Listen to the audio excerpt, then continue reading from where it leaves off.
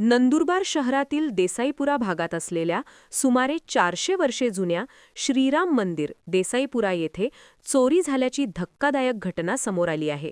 आला घर तुम्ही मंदिर उघडं केलं, काय चोरी झाली, काय निदर्शन झालं?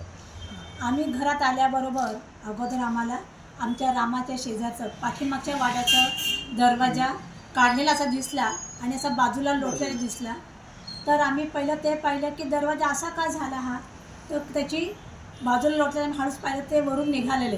तेव्हाच आम्हाला शंका आली की दार हे कोणत्या आतमध्ये आले. वस्तू सगळ्या नाही, आधी दरवाजा पाहिल्याबरोबर पहिलं आम्ही इकडे बघायला सुरुवात केली की बाबा कुठे काय झालं असेल, कुठे काय झाले असणे तर काय शक्यता आहे.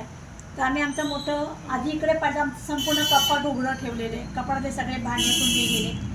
त्याच्यानंतर आतमध्ये पाहिलं बाकीच्या सगळे डबे उघडे इकडे तिकडे टाकलेले आहेत, भांडी वगैरे. त्याच्यानंतर इथे आमचं पहिलं मोठं कपाट, हे छोटं लाकडी पेटी आहे जुन्या पद्धतीची, ती उघडून पाहिलं. त्याच्यातले सगळे मोठी भांडी, चिक्कार मोठी भांडी, मोठी पितळेची भांडी वगैरे त्यांनी नेली. नळ पण त्याच्याच बाजूला आमचे 2 सिलेंडर आम्ही झाकून ठेवले होते. ते बघायचे फडके सगळे तिकडे पडलेले. 2 सिलेंडर आणि नवीन गॅसची शेगडी, त्याच्यावर एक नवीन गॅसची शेगडी होती, ती पण झाकून मी बॉक्स मधली पण काढलेली नव्हती, ती चेंज करायची म्हणून. तर ते पण गेले का? मग केवढ्याला मिळतात आपल्याला माहिती नाही. बाजारात एक गॅसचा सिलेंडर केवढ्याला मिळतो. अजून काय आम्ही सगळं आल्या निखिलला सांगितलं ना, तो आला तेव्हापासून अजून आम्हाला बघायला वेळच नाही. अजून काय गेलंय त्यांनी इकडे काढून पाहिलं. हे पीप वगैरे हे आम्ही खाली ठेवलेले नव्हते. त्याने सर तुम्ही राहायचं कुठे? तुम्ही आज किती आम्ही मुंबईला राहतो.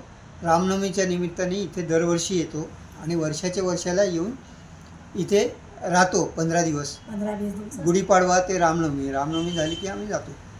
तर त्याप्रमाणे रुटीनप्रमाणे आम्ही यावर्षी आलो आणि उडून बघतो तर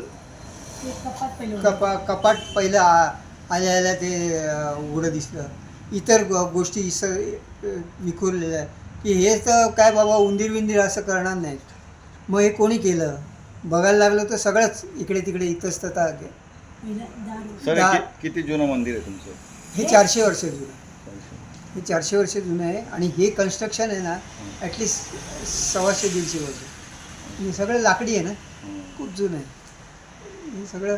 आता आमचं हे आईकडचं मंदिर आहे माझ्या, तर इथे वारसदार मीच असल्यामुळे मी येतो दरवर्षी आणि बाकी कोणी नातेवाईक असे आहेत सगळेजण आहेत. कोणाला यायला जमत 3 जण परदेशात असतात.